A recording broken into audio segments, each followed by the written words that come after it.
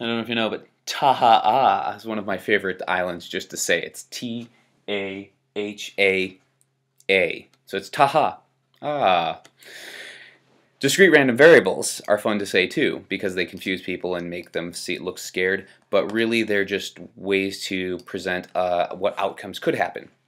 The discrete part means that they come in like integers that you have to count. So here's some examples of discrete random variables. You could call x the value of things like the number of slices of bread that you have to feed for a duck. A continuous random variable is like maybe the mass of the bread, because it's okay to have like decimals, but like a decimal slice doesn't make sense. So continuous, you might have to measure. Find a duck's opinion of me is very influenced by whether or not I have any bread. Mitch Hedberg. Here's some other discrete random variables. Number of crayons chewed on by your daughter or the second grade class, or the number of speeding tickets in Mr. G's glove box, different Mr. G. Those are things that you can count.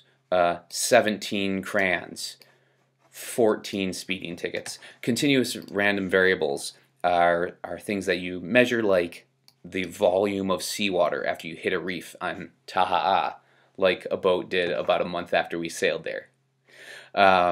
And also like the surface area of spinach stuck between your date's teeth. That's something that could be continuous. This could be decimal, and these could be decimals too, like 21.2 square millimeters of spinach. I'll show you how to use them. So the probability distribution shows the probability that anything will occur. So like the thing that you're specifically interested in. So here's an example, like flipping heads in 2 trials. Flip 2 coins, boom, boom. The probability of flipping 0 heads is 1 in 4. Flipping 2 heads is 1 in 4, and there's 2 ways to flip one heads, and one out of 2. You could do this with a dot table if you want. Heads, tails, and go 1, 2, 3, 4. Hey, look, there's one way to do 2, one way to do 2 heads, and 2 ways to do 1 of each. Right? That's not a big deal. You could list them like this, and if we wanted at least 1 head, let's see, then x has to be 1 or 2.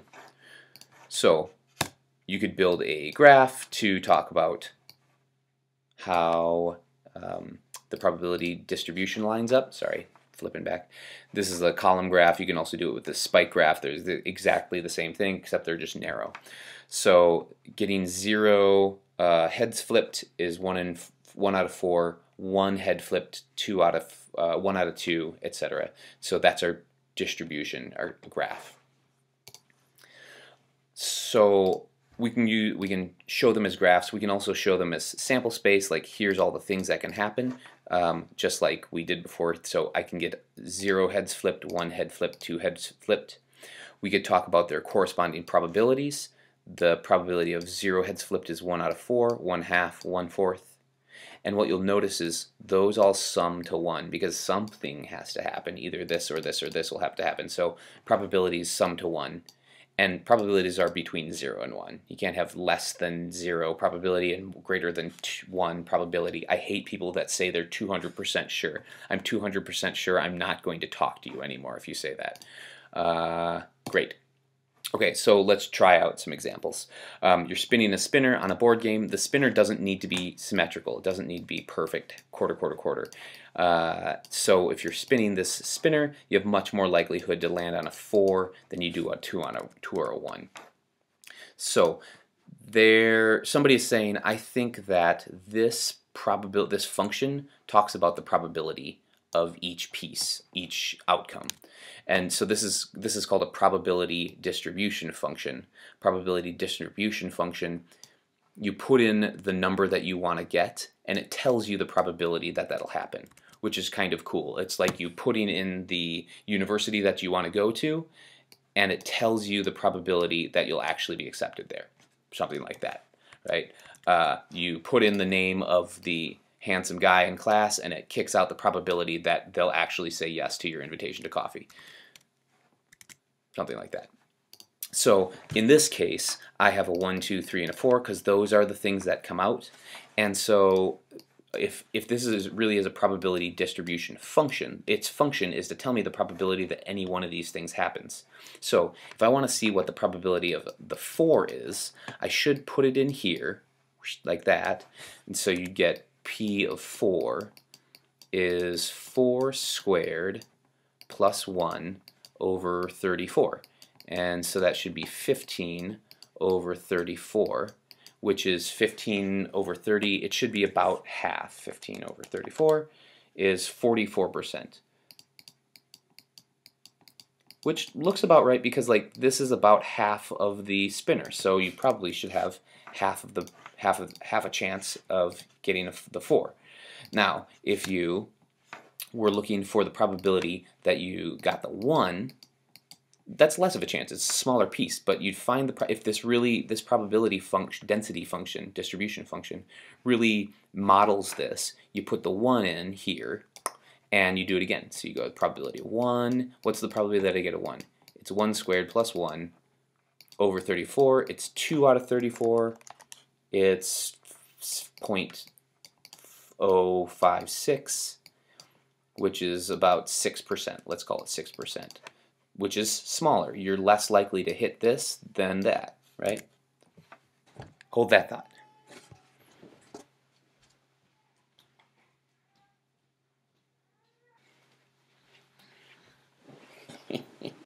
Augie, students. Students, Augie.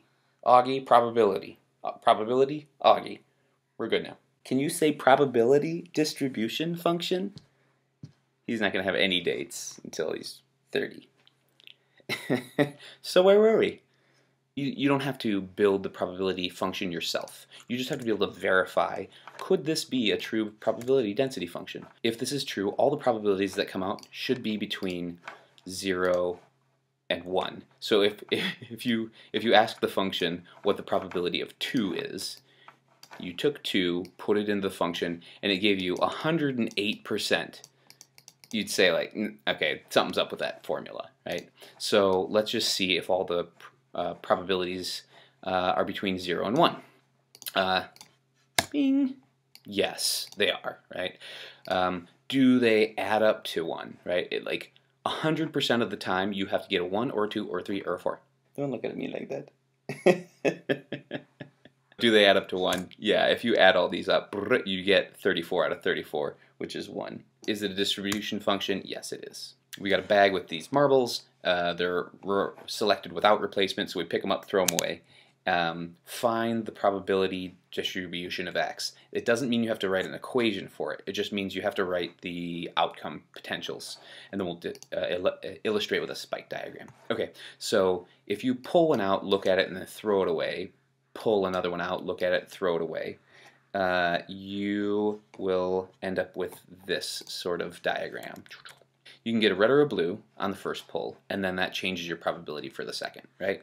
If you look at the totals for those, we can get 2 reds, and here's the probability.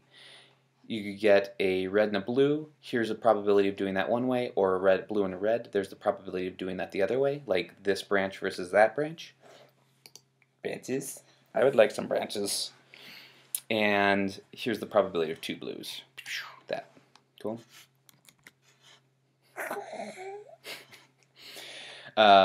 So the outcome red, meaning if x is getting a red, then 2 reds is x equals 2. If x is getting a red, then x equals 1 means I get 1 red any way I want. And if 0 would mean 0 red, so blue, right? So we would have a certain probability, a random variable of 2 has this probability of happening. A random variable of 1 has this probability of happening. Add these two together. And a random variable of 0 would have this probability of happening. All right. So, oh, missed one. The no blues, no reds would be 0. Would be 2 times 1 over 30, so 2 out of 30.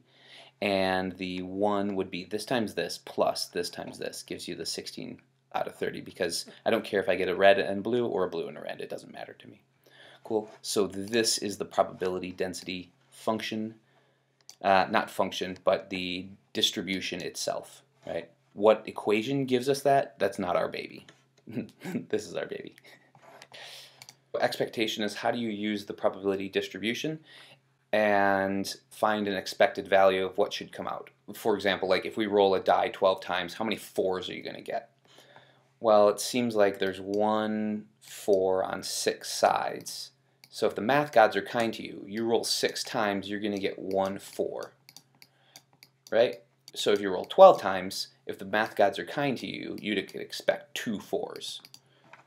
This expectation value we call mu. It's a little lowercase Greek letter m, mu. Or if you're a cow, mutant cow, mu. Either way, mu is the sum of each outcome times its probability. So let me give you an example of that.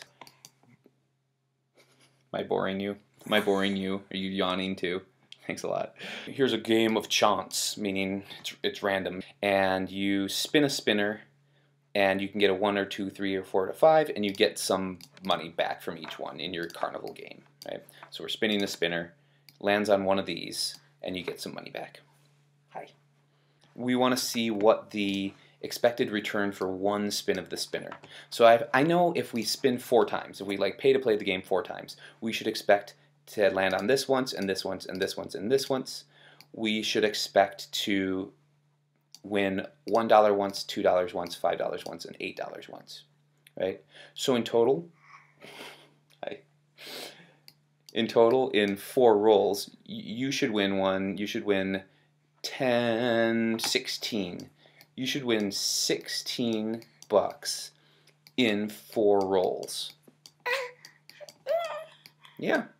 So therefore, you should win if you divide, you should win $4 every 1 roll, right? So that's the expected return on the spinner. You can also do that if you don't know that these have the same probability, because sometimes they don't. I'm assuming this has a probability of a 4th, and try to do math with somebody like touching your face with drippy hands. A 4th and a 4th and a 4th and a 4th. So what you would do is say, I'm going to get this a 4th of the time, I'm going to get this a 4th of the time, this a 4th of the time, and this a 4th of the time. So you'd say a 4th times the winnings for 1, which is $1, plus a 4th times the winnings for the 2, which is $2, plus the 4th times the winnings for getting a 3, which is $5, plus a 4th times the winnings for 4, which is $8. You could factor the 1/4 out and get the same thing. You get 1/4 of 16, which is 16 divided by 4. This is just 4 each roll. And what we've done is this. As we did previously, we took each value and multiplied by the probability of getting it, and then we summed them all together. Right? Right. This looks like fun, but don't do it for a long time. Okay, so then they say, what's the expected gain if it costs you $5? $4 is how much you win each 1 roll. If it costs you $5 to play the game once, then you're going to lose $1 each time you play the game. Does that make sense? Hi. So, would you recommend playing this game? No. Sounds boring, A. And B, over the long run, you'll lose $1 each time. Alright, so here's a more fun example. The maintenance staff watches 100 teachers walking into the lounge and records how many cups of coffee they drink a day. And they said, hey look, 23% drink 1 cup, 38% drink 2 cups, 23% drink 3 cups, 13% drink 4 cups, etc. And this is the probability distribution. How many cups does the average teacher go through a day? Well, I'm trying to find the expected value, which means if I picked one teacher, one average teacher, how many cups do you expect them to drink? And you say, okay, well, take each value, 1 cup, and multiply by its probability. So you go 1 times 0.23, and sum that with the next amount times its probability.